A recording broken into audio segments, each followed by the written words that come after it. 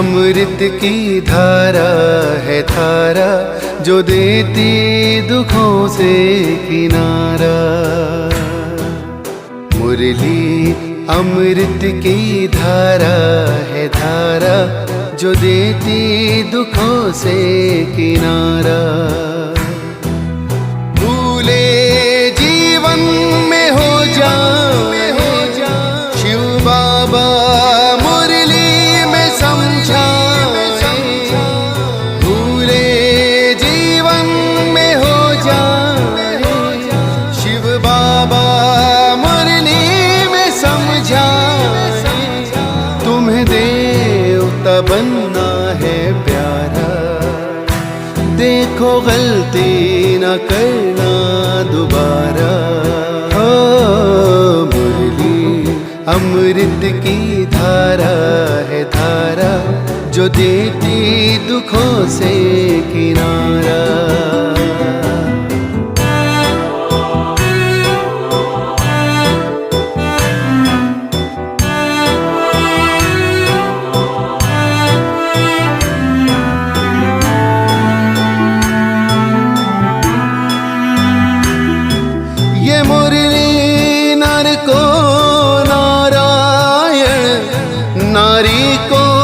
लक्ष्मी बनाए ये मुरली, नर को नारायण, नारी को लक्ष्मी बनाए।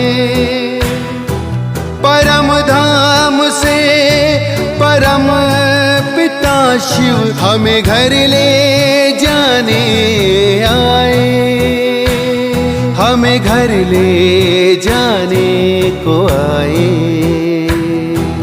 चारों युगों में जो खेल हुआ वो पूरा होने को आया।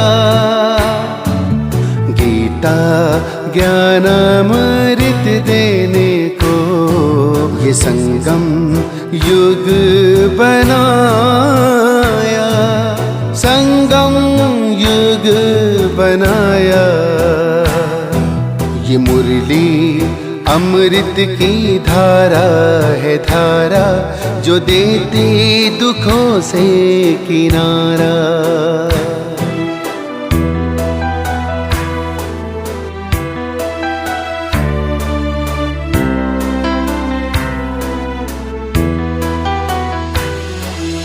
पंचामृत जल अग्नि पवन, धरती और गगन है। चार दिशाएं चार फिजाएं, चारों युगों को नमन है। चारों युगों को नमन है। सांसों के तार जुड़े प्रभु से, मुरली दिखाए नजारे। ये प्रभु पाती ही पढ़ लो सजनी, साजन लाए हमारे। साजन लाए हमारे। मुरली में जो समा जाए वो फरिश्ता बन जाए प्यारा। मुरली अमृत की धारा है धारा, जो देती दुखों से किनारा। मुरली अमृत की धारा है धारा, जो देती दुखों से किनारा।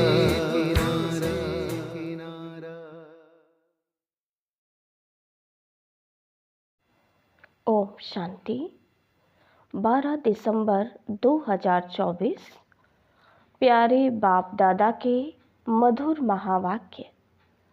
मीठे बच्चे, यह पढ़ाई जो बाप पढ़ाते हैं इसमें अथाह कमाई है। इसलिए पढ़ाई अच्छी रीति पढ़ते रहो, लिंक कभी ना टूटे। प्रश्न, जो विनाश काले विपरीत बुद्धि हैं, उन्हें तुम्हारी किस बात पर हंसी आती है? उत्तर: तुम जब कहते हो अभी विनाश काल नज़दीक है, तो उन्हें हंसी आती है। तुम जानते हो बाप यहाँ बैठे तो नहीं रहेंगे। बाप की ड्यूटी है पावन बनाना। जब पावन बन जाएंगे तो यह पुरानी दुनिया विनाश होगी, नई आएगी। यह लड़ाई है ही विनाश के लिए। तुम देवता बनते हो तो इस कलयुगी छीछी सृष्टि पर आ नहीं सकते। ओम शांति। रूहानी बाप बैठ रूहानी बच्चों को समझाते हैं। बच्चे समझते हैं हम बहुत बेसमझ बन गए थे। माया रावण ने बेसमझ बना दिया था। यह भी बच्चे समझते हैं कि बाप को जरूर आना ही है, जबकि नई सृष्टि स्थापन होनी है।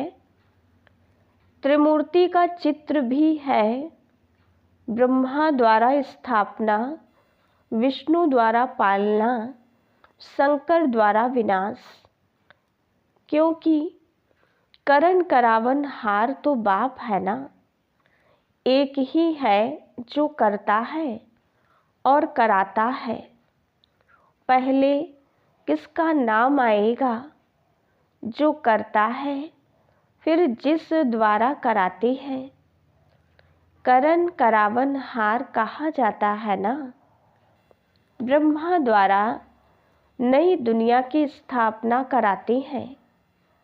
यह भी बच्चे जानते हैं हमारी जो नई दुनिया है, जो हम स्थापन कर रहे हैं, इसका नाम ही है देवी देवताओं की दुनिया। सतयुग में ही देवी देवता होते हैं। किसी और को देवी देवता नहीं कहा जाता। वहाँ मनुष्य होते नहीं। है ही एक देवी देवता धर्म, दूसरा कोई धर्म ही नहीं। अभी तुम बच्चे स्मृति में आए हो कि बरोबर हम देवी देवता थे। निशानियाँ भी हैं। इस्लामी, बौद्धी, क्रिश्चियन आदि सबकी अपनी अपनी निशानी है। हमारा जब राज्य था तो और कोई नहीं था। अभी फिर और सभी धर्म हैं।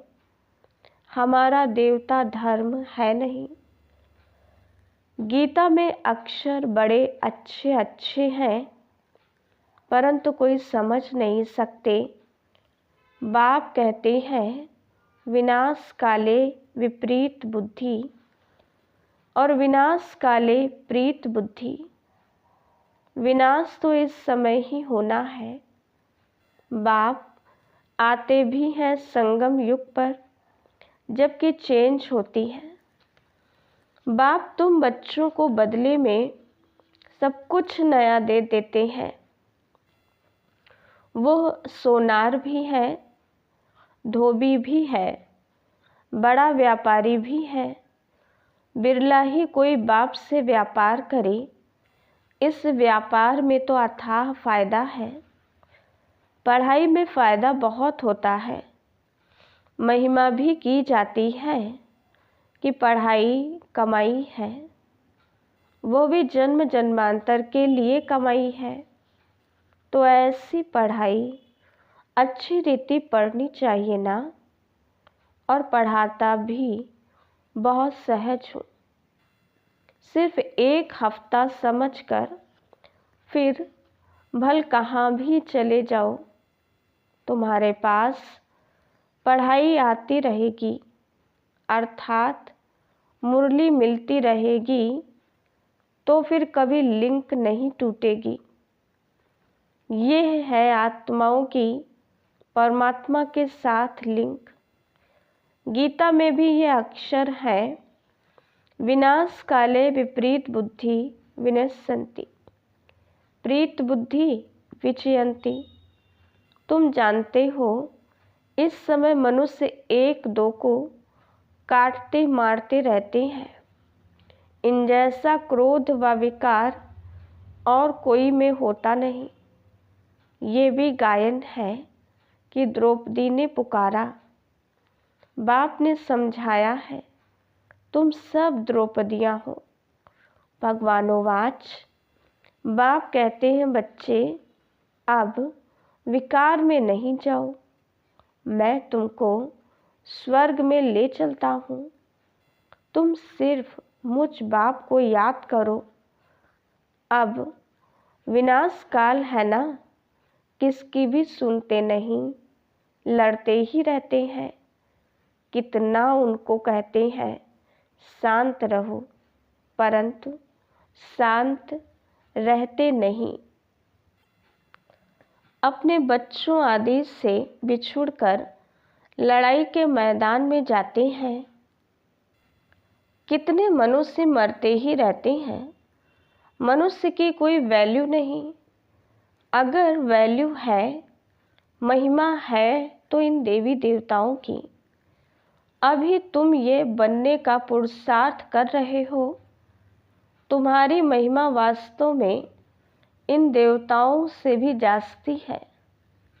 तुमको अभी बाप पढ़ा रहे हैं। कितनी ऊंच पढ़ाई है। पढ़ने वाले बहुत जन्मों के अंत में बिल्कुल ही तमोप्रधान है।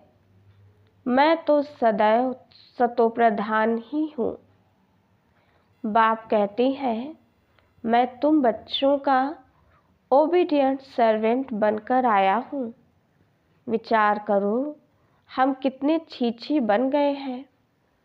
बाप ही हमको वाह वाह बनाते हैं।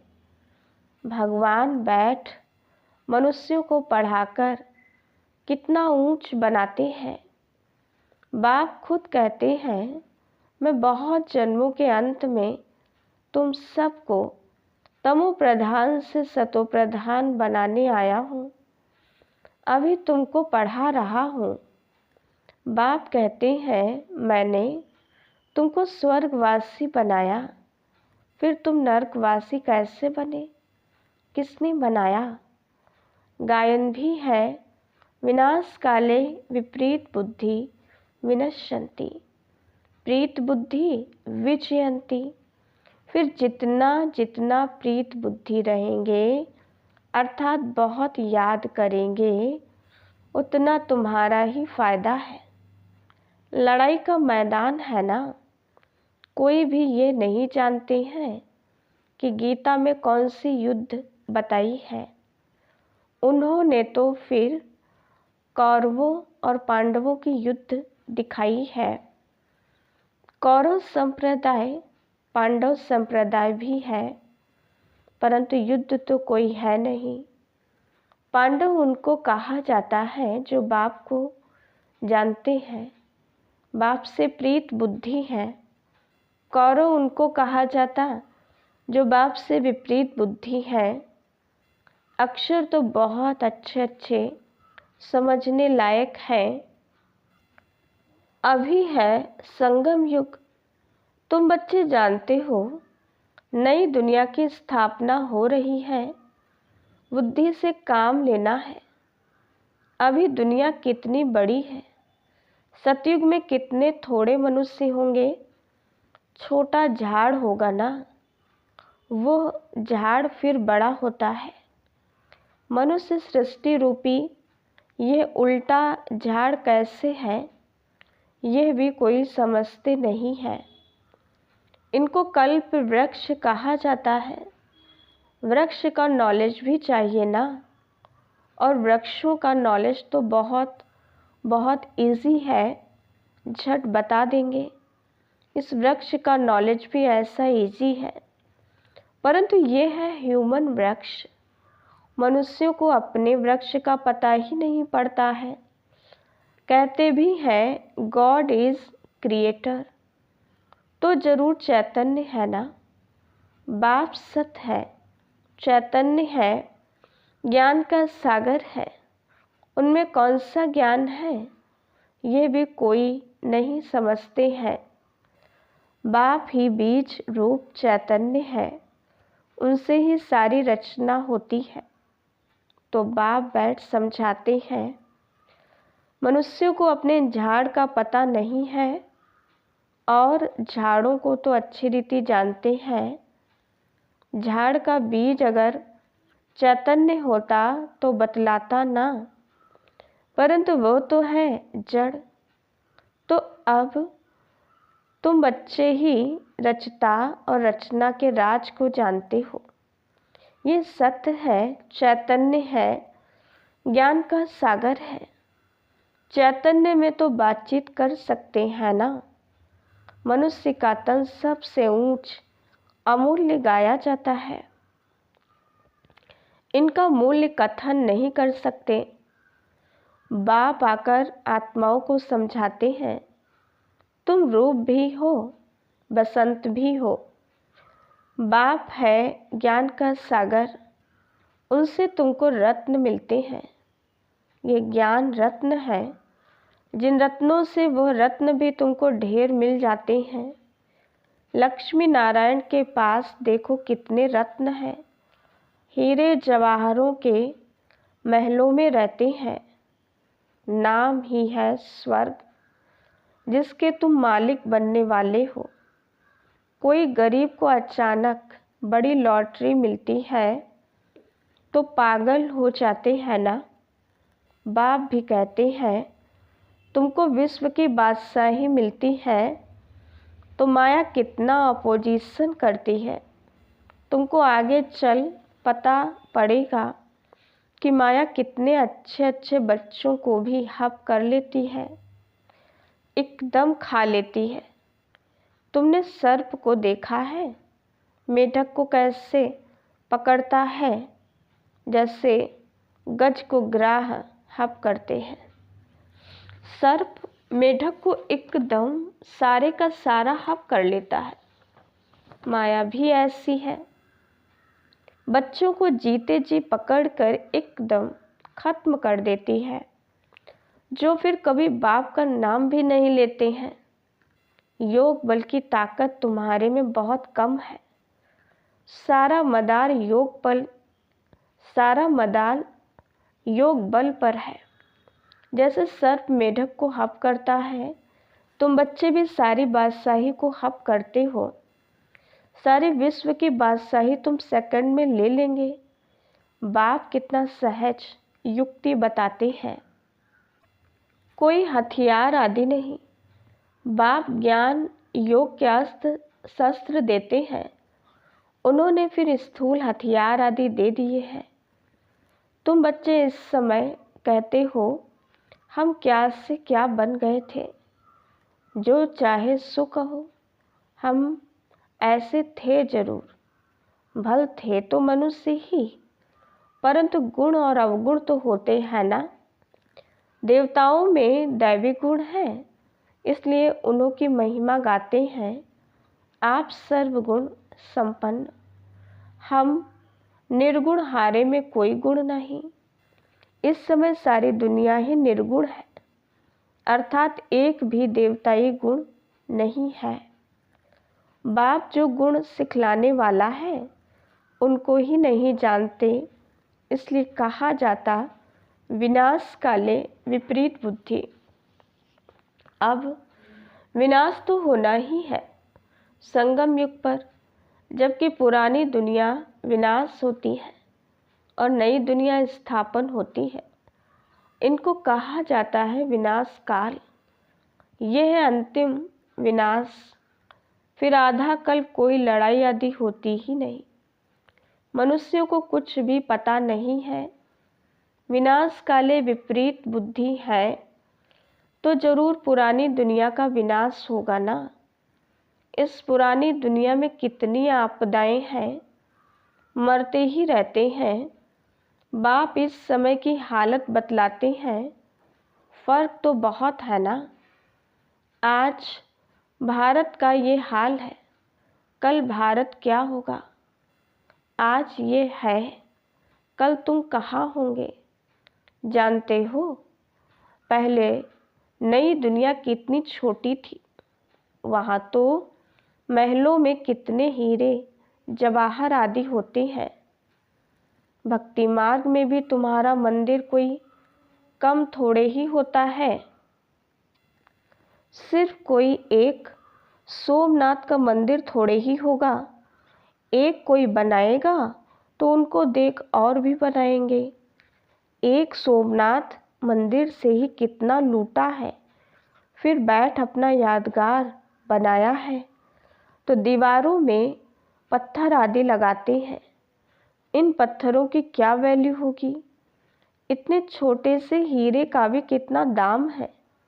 बाबा जौहरी था, एक रत्ती का हीरा होता था 90 रुपया रत्ती। अभी तो उसकी कीमत हजारों रुपया है, मिलते भी नहीं। बहुत वैल्यू बढ़ गई है। इस समय विलायत आदि तरफ धन बहुत है, परंतु सतयुग के आगे ये कुछ भी नहीं है। अब बाप कहते हैं विनाश काले विपरीत बुद्धि है। तुम कहते हो विनाश समीप है, तो मनुष्य हंसते हैं। बाप कहते मैं कितना समय बैठा रहूँगा, मुझे कोई यहाँ मज़ा आता है क्या। मैं तो ना सुखी ना दुखी होता हूँ। मेरे ऊपर ड्यूटी है पावन बनाने की।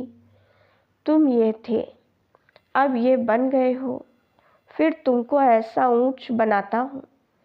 तुम जानते हो हम फिर वो बनने वाले हैं। अब तुमको ये समझ आई है।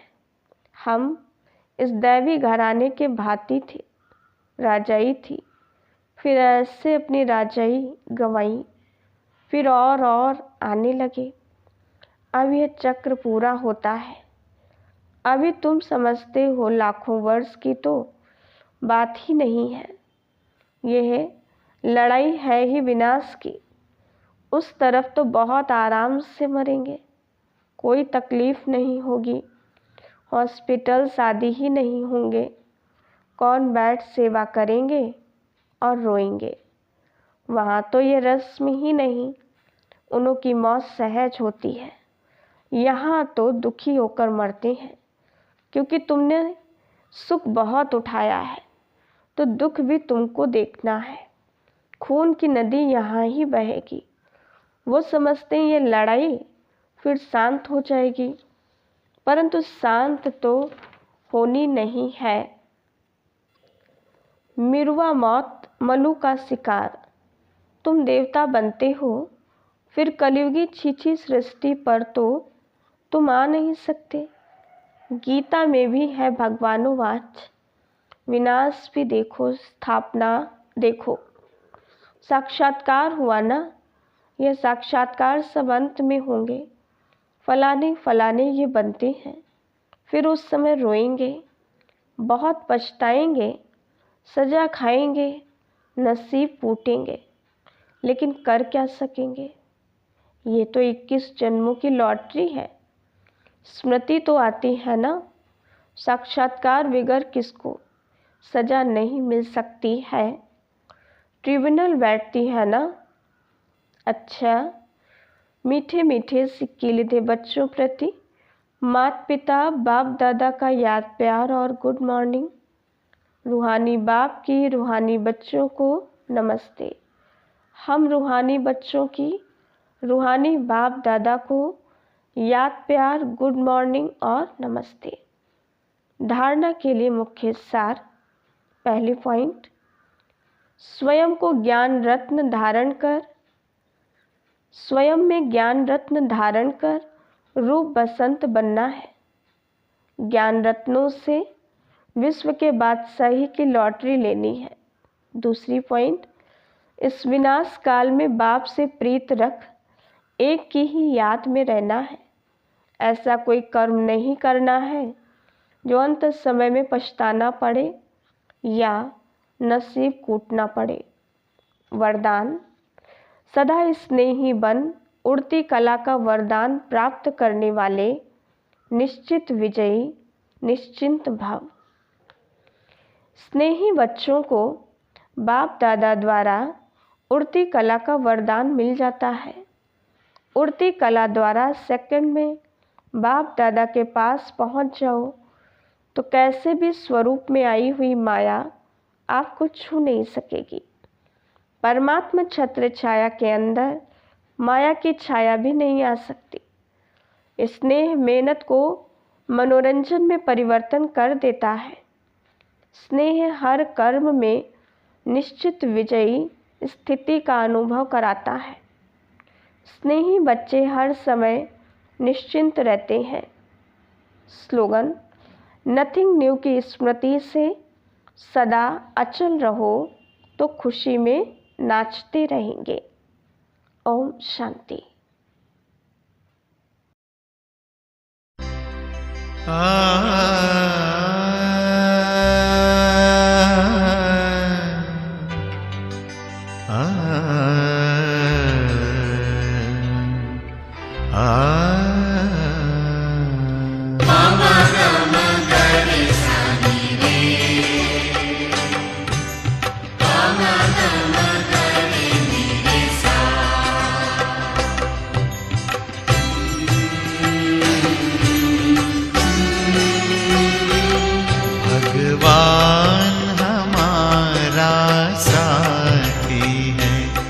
भगवान हमारा साथी है, हम उनके संग संग रहते हैं, वो अपने संग संग रहते हैं। जैसे दीपक में बाती है, भगवान हमारा साथी है।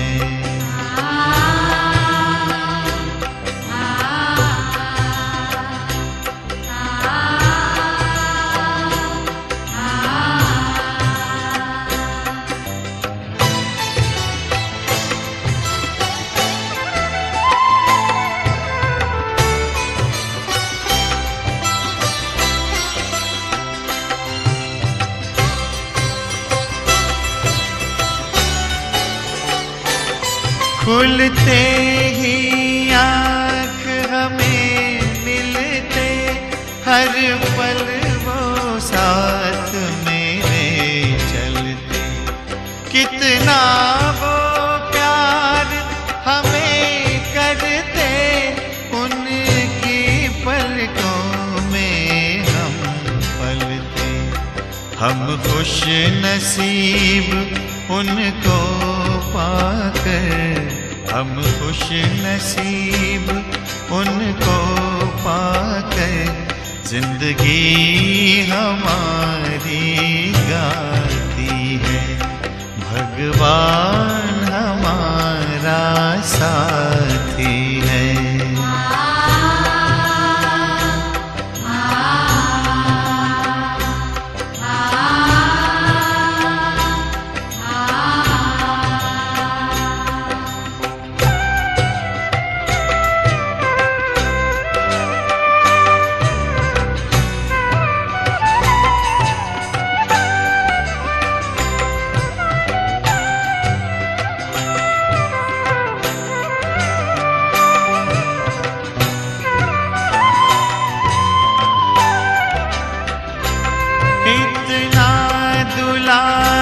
माँ की ममता, हम प्यार पिता का पाते हैं। शिक्षा देते, रक्षा करते, अपना सर्वस्व लुटाते हैं। प्यारी मुरली प्रतिदिन हमको, प्रतिदिन हमको आती प्रभु प्रेम की पाती है। भगवान हमारा साथी है।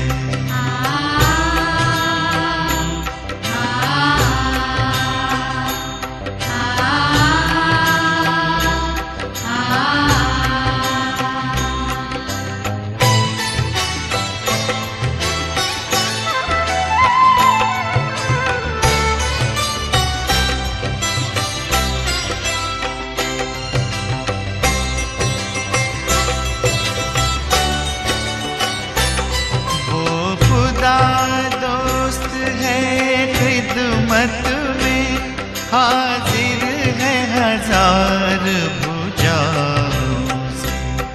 अपनी किस्मत के क्या कहने, सिर पर है हाथ दुआओं के। ऐसा साथी किसका होगा, ऐसा साथी किसका होगा, ये सोच आँख भर आती है। भगवान हमारा साथी है, हम उनके संग संग रहते हैं, वो अपने संग संग रहते हैं। जैसे दीपक में